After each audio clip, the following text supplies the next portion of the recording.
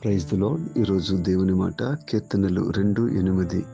నన్ను అడుగుము, జనములను నీకు స్వాస్థ్యముగాను, భూమిని దిగంతముల వరకు సొత్తుగాను ఇచ్చేదను. ప్రభునందు ప్రియులారా, దేవాతి దేవుడు ఒక ఉన్నతమైన మాట చెబుతూ ఉన్నాడు. జనములను నీకు స్వాస్థ్యంగా ఇస్తాను, నన్ను అడుగు అని చెప్తూ ఉన్నారు. భూమిని దిగంతముల వరకు సొత్తుగా ఇస్తాను, మీరు నన్ను అడగండి అంటున్నాడు. భూమి, ఈ జనములు మనకి ఎందుకు అని ఒక్కసారి ఆలోచన చేస్తే ఒక ఉన్నతమైన అధికారానికి సూచనగా ఉంది. పాలించు అధికారము, ఏలుబడి చేసే ఒక అధికారము, సాతాను సామ్రాజ్యాన్ని కూలగొట్టడానికి ఈ యొక్క 2వ కీర్తనలో ఉన్నతమైన మాటలు చెప్పబడ్డాయి. ప్రియులరా, యేసుక్రీస్తు ప్రభు యొక్క ప్రత్యక్షత ఇక్కడ కనిపిస్తూ ఉంది.